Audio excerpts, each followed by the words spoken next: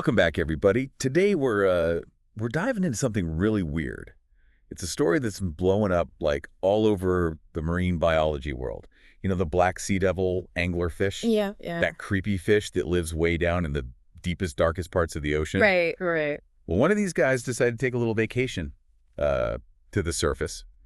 And the scientists are going nuts about it. We're talking news articles, research papers, even like crazy stuff on social media. Everyone wants to know, like, what in the world happened? Yeah, it's definitely not something you see every day. I mean, this sighting, it happened off the coast of the Canary Islands in January 2025. It's only the second time ever that anyone's seen a live black sea devil. Like, seriously, imagine this fish. It's totally built for crushing pressure and, like, total darkness, right? And then, poof, it just pops up where we can all see it. Kind of feel it. Yeah. Talk about a fish out of water. Haha.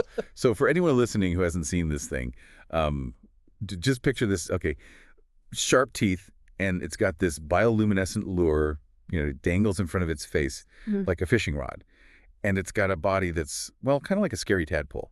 Yeah, that's actually a pretty good description. Although I gotta say, the whole like scary monster thing is a bit much, Yeah. They're only about 6 inches long, and they're actually way softer than they look. But you're right about that bioluminescent lure. That's like their main thing.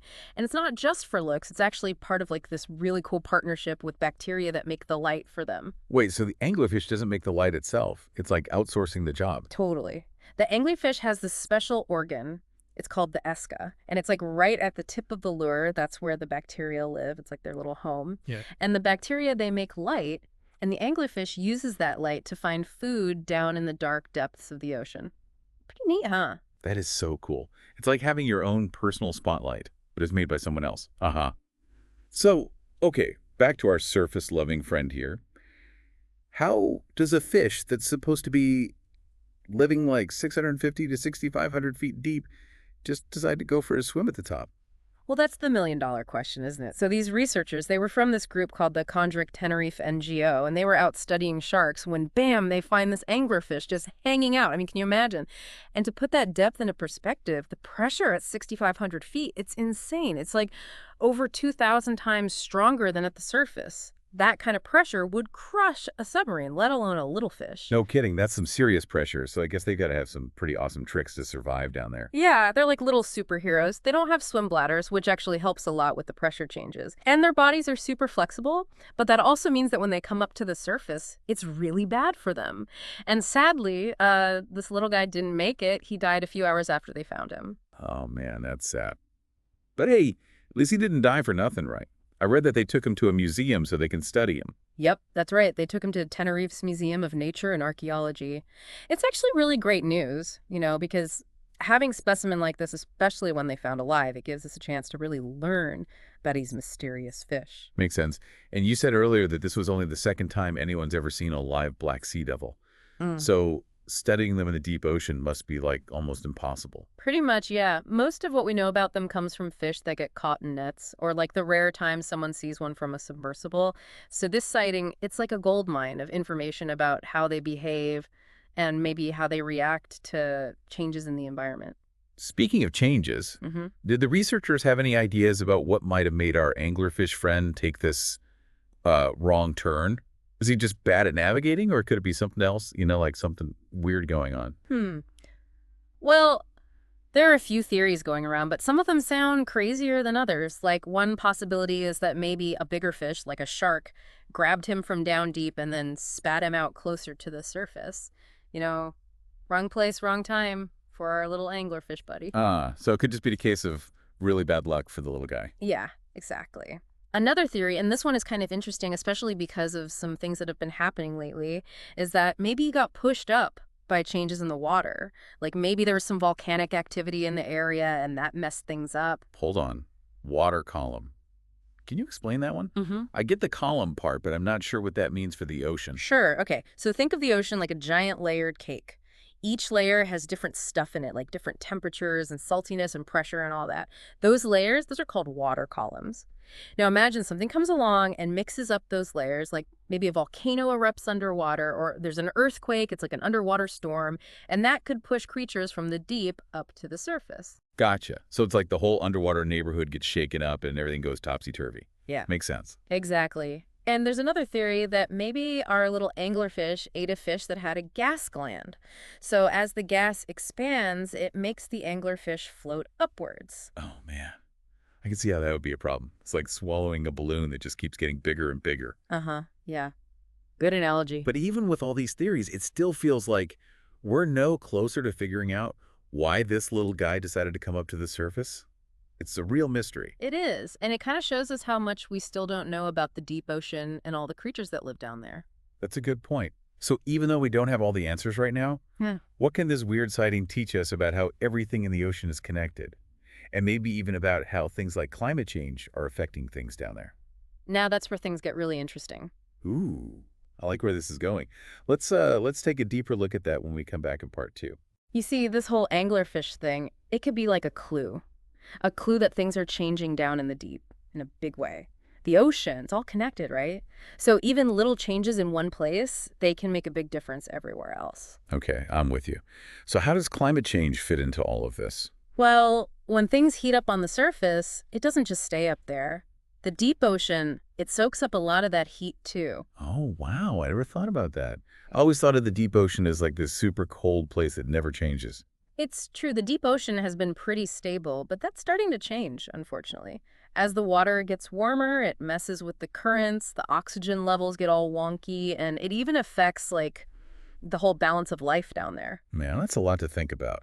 I'm starting to see how a little anglerfish showing up where it's not supposed to could be like a big red flag, huh? Exactly. It's like, the canary in the coal mine thing. It's a warning sign that we need to pay attention to. So what does this mean for our anglerfish friend and all the other creatures down there? What happens if things keep changing? Well, a lot of those deep sea guys, they're super picky. They need things just right to survive. Like they've spent millions of years getting used to the cold, the dark, and not much food. If the temperature changes even a little bit, or if the oxygen levels drop, it could be really bad for them. So it's not just like they're a little uncomfortable. It's like their whole life is on the line. Right. Some of them might have to move to find a better place to live, which is hard in a place as big as the ocean. And for others, well, their numbers might start dropping, or they might even disappear altogether. Man, that's a bummer to think about. It really shows you how everything's connected, huh? It really does. And it's why it's so important to understand these deep sea places and what's happening to them. So what can we do about it? It's not like we can all just hop in a submarine and fix things ourselves. Uh-huh, true. But there are things we can do, like supporting sustainable fishing, so we don't take too much from the ocean. Well, And we can all try to lower our carbon footprint. And we can support people who are making laws to protect the oceans. Every little bit helps. it sounds like understanding these creatures and where they live is like the first step to protecting them. Oh, absolutely. The more we learn about the ocean and all the amazing things in it, the better we'll be at taking care of it. You mentioned earlier that they took the anglerfish to a museum to study it. What are the scientists hoping to learn from him? Well, they'll be able to take a really close look at him, his genes, his body, even what he ate. That'll help us figure out more about how he lived. And they can compare him to other anglerfish to see if he's got any special features that might explain why he ended up on the surface. Speaking of special features, we talked about that bioluminescent lure before. But what other cool stuff does this fish have to survive down in the deep dark? Oh man, they're like walking toolboxes down there. For one, their eyes are incredibly sensitive. They can see even the tiniest bit of light in the pitch black. Because remember, down there, the only light comes from those bioluminescent creatures like our anglerfish buddy. It's like they have built-in night vision goggles. Haha, exactly. And their bodies are totally different too. Their bones are super thin and bendy, so they don't get crushed by the pressure. And their skin is all loose and floppy, which lets them change size as they move up and down in the water. That makes sense. I mean, you said the pressure down there is enough to crush a submarine. It is. And these guys, they don't just survive down there, they thrive. They've really got it figured out. You know, listening to you talk about it, it makes me wonder what it would be like to actually go down there. It sounds like a totally different world. Oh, it is. It's like super dark, super quiet, and the pressure is just crazy. But there's so much life down there, all these crazy and beautiful creatures that have figured out how to live in this extreme place. It's mind-blowing to think about. Yeah. And it makes you realize just how much we still have to discover down there. For sure. Every time we send something down there, we find new species, new ways they behave, new adaptations we never even thought of. It's like we've barely scratched the surface of what's down there. This whole conversation has been a real trip. I didn't know much about anglerfish before, but now I'm totally fascinated by them. They're pretty cool, huh? And wait till you hear about their love lives. That's a whole other level of fascinating. Oh, tell me more. Well, you know how we were talking about the female anglerfish with the glowing lure? Yeah, that's how she gets her meals. Right. Well, the males, they don't have that lure. And actually, they're way smaller than the females. They live a completely different life, kind of like a parasite. Parasite. Whoa, that's intense. Yeah, it is. The only thing a male anglerfish cares about is finding a female to mate with. And once he finds her, get this, he bites onto her body and basically becomes a part of her. Wait a minute, he bites her. Yep. And over time, his body actually fuses with hers. He Hmm. gets all his food from her blood. He's like her own personal sperm bank, ready to fertilize her eggs whenever she needs. No way. Yeah. That is so bizarre. I've never heard of anything like that. It's crazy, right? But it Mm-mm. just shows you how diverse life is in the deep ocean. It makes you wonder what other weird and wonderful creatures are hiding down there, just waiting for us to find them. Totally. That's what makes exploring the deep oceans so exciting. It's like a whole new frontier. You know, as we're talking, I'm realizing that this deep dive isn't just about one little anglerfish.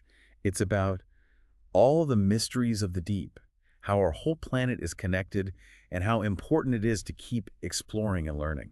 I love that. You hit the nail on the head. This whole thing, as weird as it is, it reminds us that we're all part of something much bigger than ourselves, and that we need to protect the balance of life on Earth. Totally agree. Well, I think it's time for us to come back up for air and continue our deep dive in part 3. Okay, so we've talked about the anglerfish and all its crazy superpowers and how him showing up where he shouldn't be might mean some big changes are happening down in the ocean. But there's one thing I'm still wondering about. Like, what does all this mean for us, the people who live up here on dry land? That's a good question. It's easy to think of the deep ocean as like this faraway place that doesn't really affect us, but actually it plays a huge role in keeping our planet healthy.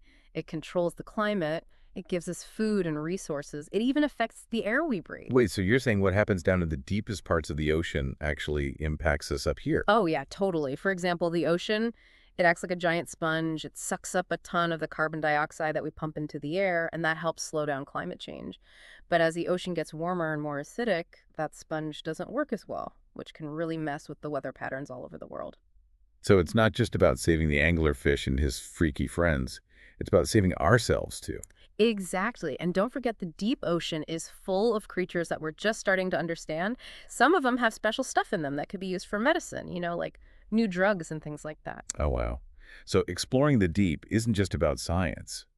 It could actually help us create some amazing things that can make people's lives better. Yeah, for sure. I mean, we already found some stuff from deep sea sponges that are being used to make new cancer treatments, and who knows what else is down there just waiting to be discovered. That reminds me of what you were saying before about how every time we explore the deep oak, we find new species and crazy adaptations. It's like we're learning new things all the time. Yep, it's a living laboratory down there full of possibilities. But it also means we need to be super careful. We don't want to mess up these delicate ecosystems while we're exploring. That's true. So how can we make sure we're exploring and using the ocean's resources in a way that doesn't harm it? Well, we definitely need to support the scientists and explorers who are trying to understand the deep ocean. And that means developing cool new technology that lets us explore without causing any damage. Hmm. And we also need some serious rules, to stop things like overfishing and pollution. It sounds like a big responsibility. It is, but it's one we can't ignore. The future of our planet, and even our own species, depends on it. Whoa, that's a powerful thought. This whole deep dive into the anglerfish world has really opened my eyes. I didn't realize how connected we all are to the ocean, even if we don't see it every day. It's easy to forget that we're all part of this big, beautiful web of life, and that what we do can affect things far beyond our own little bubble. Well said. So what can our listeners do to get involved and help protect the deep ocean?